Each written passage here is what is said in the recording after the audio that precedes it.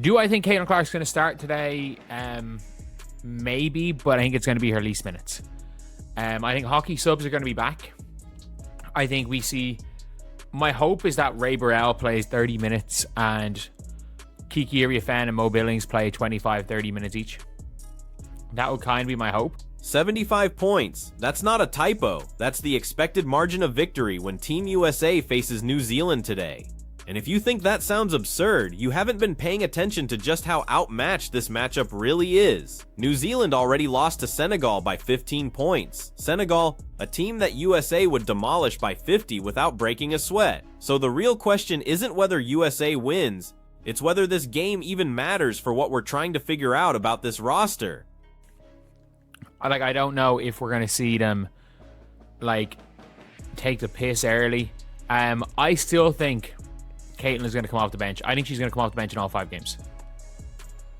I think we saw yesterday that they subbed her on immediately, which means she was de facto starting 5.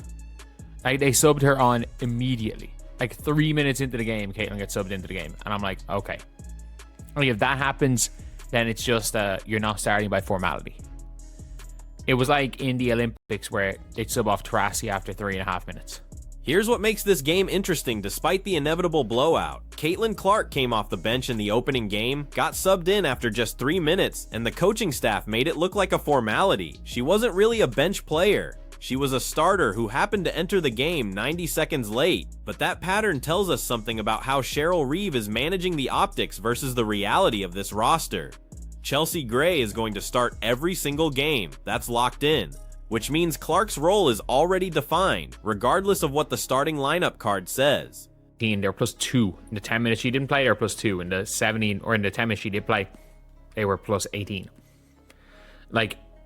It's very evident that if there was an MVP after 3 games, it would be Caitlin, Paige in a somewhat close but also somewhat distant second. Paige and Caitlin have the same amount of points. Paige shoots 3 more shots a game. Paige shoots 3 more shots a game. Caitlin has more than double her assists. +18. That was Caitlin Clark's plus-minus in 17 minutes against Italy. In the 10 minutes she didn't play, Team USA was +2. Do the math on that. The team was 8 times more effective with her on the floor. Meanwhile, Paige Buchers took 3 more shots per game and has the same point total, but Clark has more than double her assists. Paige has been slightly better defensively, but after 3 games, if there was an MVP vote right now, it's Clark by a comfortable margin with Aja Wilson in 2nd place. Ryan Howard had 1 strong opening game and has been coasting since. She's just been chilling. That being said, though, my stat line prediction for Caitlin Clark is this could be a bullshit Puerto Rico game. I'll go 10 points. I'll go 6 assists. 10 points, 6 assists, and 2 rebounds, 3 rebounds maybe, because there's going to be all the rebounds because New Zealand are garbage. And yeah, that would be my guess, somewhat in and around there. So what should we expect today against New Zealand? The prediction is 10 points, 6 assists, maybe 3 rebounds for Clark. And before you say that sounds low, remember this is going to be a massacre where the outcome is decided by halftime. Any player on this roster could score 20 points if they wanted to. It just comes down to who takes the most shots. The Italy game was actually impressive because Italy isn't bad. Beating them by 34 points while actually trying is a legitimate accomplishment. Beating Puerto Rico by 43 was expected. Beating New Zealand by 70 is going to be target practice. And they can chill. Jackie Young has been icing her knees, so I don't know how much she plays in this game. I wouldn't be surprised if any of their players are feeling not 100%. They just sit one of them for a full game. But yeah, this game is irrelevant. Team USA could bring Stephanie White out of retirement. I don't know if Natalie Nakase played. They could bring Steph White out of retirement and play Steph White. They could put Natalie Nakase on the floor. They could go and pick a random USA fan out of the stands and have the three of them play 40 minutes each. And as long as their other two spots are being taken up by players on this team, they would win the game. Jackie Young has been icing her knees, which tells you how seriously the coaching staff is taking this game. They're not. This is a scheduled rest day disguised as a competitive matchup. If any player on the roster is feeling less than 100%, they're sitting this one out. The team could literally bring head coach Stephanie White out of retirement, put her on the floor with assistant coaches Neely Ivy and Kara Lawson, grab a random USA fan from the stands, have those three play 40 minutes each, and as long as the other two roster spots are filled by actual players, they'd still win comfortably. Ireland just killed Bosnia twice, but we did lose to Luxembourg in the women's side. We've had weird results. Like, we were up like 30 against Netherlands and lost a couple of years ago. Maybe we were up a little bit less than that, but and we're not bad in the women's side. And we've been thereabouts with Israel. We beat Bosnia twice, who were like the 20th ranked team in the world. Like, it's not a terrible team, but like New Zealand are significantly closer to Ireland than they are than what you call it. They are significantly closer to Ireland than they are to the USA. And like, that's saying something. Ireland lost by 100 points to France. And that's not even disrespecting New Zealand's players. They'd probably beat Ireland's women's team. Ireland just beat Bosnia twice, and Bosnia is ranked 20th in the world. But New Zealand is significantly closer to Ireland's level than they are to Team USA's level. France beat Ireland by 100 points. Think about that gap. New Zealand is somewhere in that massive chasm between competitive European teams and the elite tier where USA operates. The skill differential is so vast that this game becomes more about managing minutes and avoiding injuries than actual basketball strategy. Like, it really just depends on when it comes to Caitlin Clark in this game, it just depends on what way they're trying to run it.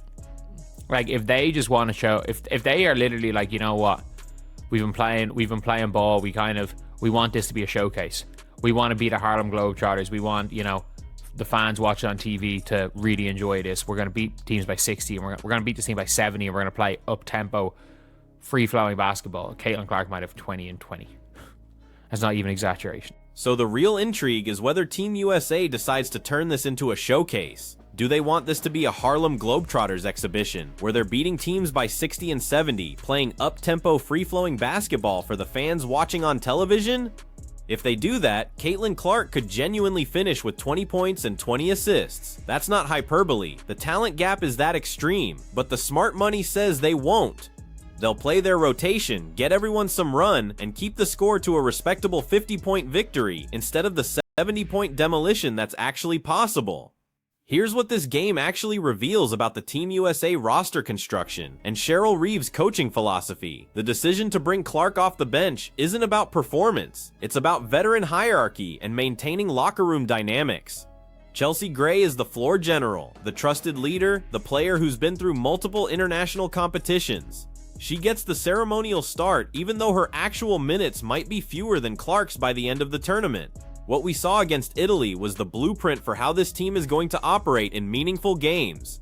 Clark enters early, plays extended first half minutes, and becomes the primary playmaker when the pace increases. Her 17 minutes against Italy weren't garbage time. They were high leverage possessions where USA built and maintained their lead. The plus 18 and 17 minutes tells you she was on the floor during winning basketball, not cleanup duty. The New Zealand game gives Reeve the luxury to experiment without consequences. Does she want to see what Ryan Howard looks like with extended minutes after that strong opening game? Does she want to give Kiki Rice or Mabre more touches to keep everyone engaged? This is the game where you can try lineups that make no strategic sense just to see what happens. You can run plays specifically designed to get bench players easy buckets. You can let players work on specific skills they don't get to showcase in close games. But here's the tension that makes this tournament interesting beyond the basketball. Caitlin Clark is the biggest draw in women's basketball right now. Her presence is why casual fans are tuning in. Her highlights are what get shared on social media. The WNBA just finished a season where her rookie year generated unprecedented attention and ratings. So there's an implicit pressure to feature her, to let her cook, to give fans what they came to see. Yet Cheryl Reeve is coaching to win a tournament, not to maximize entertainment value or individual player exposure. She's going to do what she believes gives USA the best chance to win games that actually matter. If that means Clark plays 22 minutes instead of 32, so be it. If that means her usage rate is lower because the ball is in Chelsea Gray's hands during crunch time, that's the decision Reeve is going to make. The New Zealand game is basically irrelevant for evaluating this team's ceiling. What matters is how they perform against France, against Canada, against whoever emerges from the other bracket. Those games will reveal whether this roster has the defensive versatility to contain elite international guards, whether they can execute in the half court when the pace slows down, whether the chemistry is there in pressure situations. What we're really watching over these pool play games is the development of that chemistry. Who plays well together? Which lineups generate the best defensive intensity? Who can you trust when the game is on the line? The Italy game provided some answers. Clark's playmaking opened up opportunities for others. Wilson's interior presence was dominant. The defense was cohesive enough to turn a good team into a 34-point underdog. Against New Zealand, none of that gets tested. It's a scrimmage with international implications only in the sense that it affects seeding. The real basketball begins when the competition level rises. Until then, we're watching roster management and hoping nobody gets hurt in a game that was decided before the opening tip. So when you watch this game tonight, don't evaluate it like you would a competitive matchup. Watch for the small things. Watch how players interact on the bench. Watch who gets featured when the outcome isn't in doubt. Watch whether Reeve uses this opportunity to build confidence in players who might need minutes later in the tournament. Watch whether Clark gets the green light to showcase her full offensive arsenal, or whether she's asked to facilitate and keep everyone involved. Because that's the real question hovering over this entire tournament. Is Caitlin Clark being used to maximize Team USA's potential, or is she being managed to fit within a predetermined system? The answer probably lies somewhere in between, but it's going to define how we evaluate this team's performance regardless of whether they win gold. New Zealand is going to get destroyed tonight, that much is certain. What we learn from how that destruction unfolds might actually matter more than the final score. So pay attention to the details, because that's where the real story lives. And if you think this team is going to coast through this tournament without drama, without tension, without difficult decisions about minutes and roles, you haven't been paying attention to how elite sports actually work. The blowout is guaranteed. The storylines that emerge from it are just getting started.